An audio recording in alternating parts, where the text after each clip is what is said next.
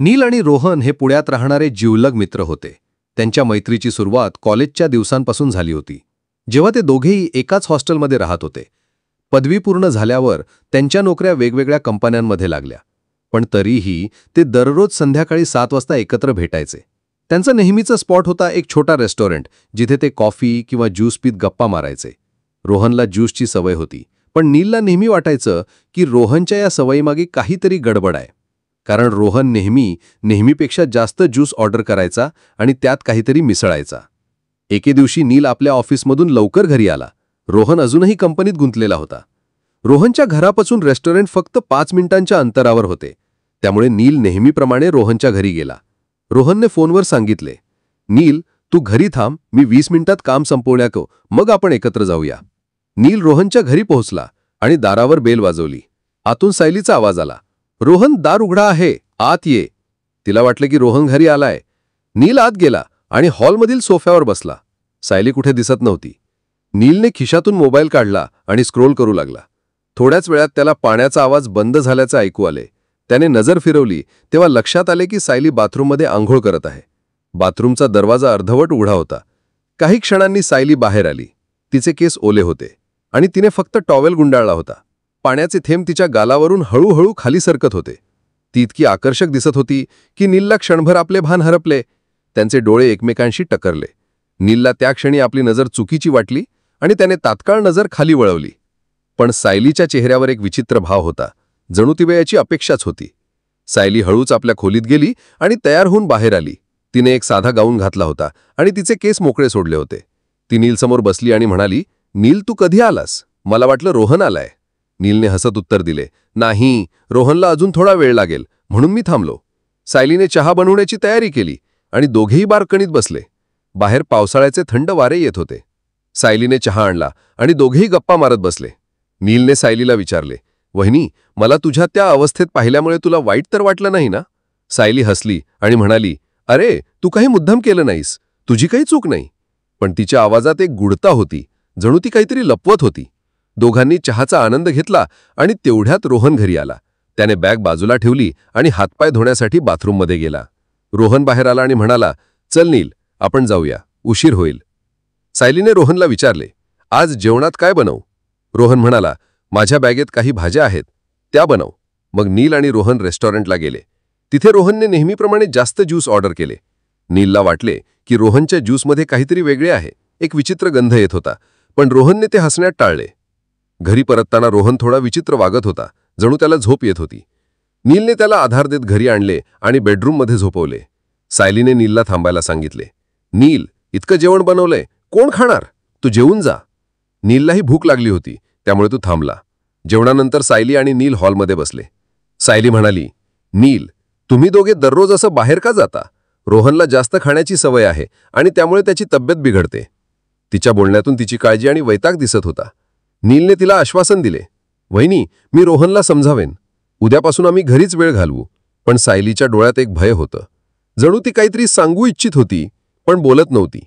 बाहेर पाऊस सुरू झाला होता. सायली म्हणाली, "नील, आता एवढ्या रात्री कुठे जाणार? येथेच थांब ना." नीललाही झोप येत होती आणि त्याने होकार दिला. तो सोफ्यावर झोपला तर सायली आपल्या खोलीत गेली. नवीन जागेमुळे नीलला झोप लागत नव्हती. सकाळी लवकर उठून तो पाणी पिण्यासाठी किचनमध्ये गेला. तिथे त्याला बाथरूममधून सायलीचे कपडे दिसले आणि त्याच्या मनात विचारांचा कल्लोळ सुरू झाला. पण त्याच्या नजरेत एक जुना फोटो पडला. रोहन आणि सायलीचा लग्नाचा फोटो, ज्यात रोहनच्या बाजूला एक अनोळखी माणूस उभा होता. नीलला ते माणूस ओळखीचे वाटले, पण त्याला आठवत नव्हते.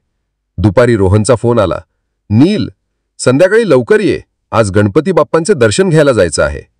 नील सायलीला भेटण्याच्या विचाराने थोडा संकोचच होता, पण तो संध्याकाळी रोहनच्या घरी गेला. रोहन बाहेर गेला होता आणि सायलीने दार उघडले. तिने पैठणी साडी नेसली होती आणि ती इतकी सुंदर दिसत होती की नील क्षणभर थबला. सायली म्हणाली, "रोहन अजून आला नाही, तो त्याच्या दुसऱ्या मित्रासोबत बाहेर गेलाय." नीलने सायलीला सांगितले, "वहिनी, मी त्याला घेऊन येतो." तो रेस्टॉरंटवर गेला, जिथे रोहन खूप खाऊन झोपला होता. पण रोहनच्या बाजूला तो अनोळखी माणूस बसला होता, अजय, रोहनचा जुना मित्र. अजयने नीलकडे संशयास्पद नजरेने पाहिले आणि म्हणाला, "तू रोहनचा मित्र आहेस, त्याला सांभाळ, त्याच्या आयुष्यात काही गुप्त रहस्य आहे." नीलने रोहनला घरी आणले आणि बेडरूममध्ये झोपवले. सायलीच्या चेहऱ्यावर निराशा दिसत होती. नीलने तिला धीर दिला. वहिनी, तू काळजी करू नको. आज मी तुला गणपती दर्शनाला घेऊन जाईन. सायलीला आनंद झाला. ती म्हणाली, पण माझी एक अट आहे. मी तुझ्या मोटरसायकलवर मागे बसणार. नील हसला आणि म्हणाला, ठीक आहे. दोघेही गणपती दर्शनासाठी निघाले. रस्त्यावरून जाताना सायलीचा स्पर्श नीलला जाणवत होता, पण ती शांत होती. दर्शन करताना सायलीने एका मंदिरात रोहनच्या भूतकाळाबद्दल काहीतरी बोलण्याचा प्रयत्न केला, पण ती थांबली. नील, रोहनला एक रहस्य आहे, पण मी सांगू शकत नाही. रात्री 9 वाजता ते घरी परतले. सायलीने नीलला जेवण खायला सांगितले आणि दोघेही गप्पा मारत बसले. सायली म्हणाली, नील, तुझ्यासारखा मित्र मिळाला याचा मला आनंद आहे, पण रोहनला त्याच्या सवयी बदलाव्या लागतील. आणि त्या अजयबद्दल, तो रोहनचा जुना मित्र आहे, पण त्याच्यामुळे रोहनच्या आयुष्यात धोका आहे. नीलला आश्चर्य वाटले. काय धोका? सायलीने उत्तर दिले नाही, फक्त म्हणाली, तू सावध राहा. बाहेर पाऊस सुरू झाला होता. सायली म्हणाली, नील, एवढ्या पावसात कुठे जाणार? इथेच झोप. नील सोफ्यावर झोपला आणि सायली आपल्या खोलीत गेली. रात्री 2 वाजता नीलची झोप मोडली. त्याला बाथरूममधून पाण्याचा आवाज आला. तो तिथे गेला आणि पाहतो तर सायली आंघोळ करत होती. तिची सुंदरता पाहून तो थक्क झाला. पण तेवढ्यात त्याला एक आवाज ऐकू आला. घराच्या बाहेर कोणीतरी फिरत आहे. नील बाल्कनीत गेला आणि पाहिले तर अजय घराच्या बाहेर उभा होता, रोहनच्या खिडकीकडे पाहत. दुसऱ्या दिवशी नीलने रोहनशी बोलण्याचा प्रयत्न केला, पण रोहन टाळाटाळ करत होता. अजय, तो माझा जुना मित्र आहे. काही नाही. पण नीलला शंका आली. त्याने सायलीला विचारले, वहिनी, खरं सांग, काय चाललंय? सायलीने अखेर सांगितले, रोहनच्या ज्यूसमध्ये काहीतरी ड्रग मिसळलं जातं. अजय त्याला ब्लॅकमेल करतोय. रोहनच्या भूतकाळात एक अपघात आहे, ज्यात अजयचा सहभाग आहे. मी रोहनला वाचवण्याचा प्रयत्न करते, पण मला धोका आहे. नीलने ठरवले की तो हे रहस्य सोडवणार. त्याने अजयचा पाठलाग केला आणि शोधले की अजय रोहनला एका जुन्या गुन्ह्यात अडकवण्याचा प्रयत्न करत आहे. एके रात्री अजय रोहनच्या घरी आला आणि धमकी दिली. नीलने गुप्तपणे रेकॉर्डिंग केले आणि पोलिसांना दिले. अजय पकडला गेला आणि रोहनने आपल्या सवयी सोडल्या. सायली आणि रोहन यांचे नाते पुन्हा बहरले आणि नीलला त्यांच्या सुखात आनंद झाला. पण शेवटी एक वळण. सायलीने नीलला एक पत्र दिले. नील, तू मला वाचवलंस, पण रोहनला माहीत नाही की मीही त्या अपघातात सामील होते. हे रहस्य आपल्या दोघांमध्येच राहू दे. शेवट. कथा संपली, पण रहस्य अजूनही हवेत तरंगत आहे. रोहनला सत्य कधी कळेल का? नील हे रहस्य लपवू शकेल का? सस्पेन्स सुरूच आहे.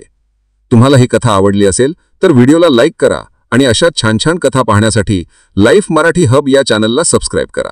धन्यवाद.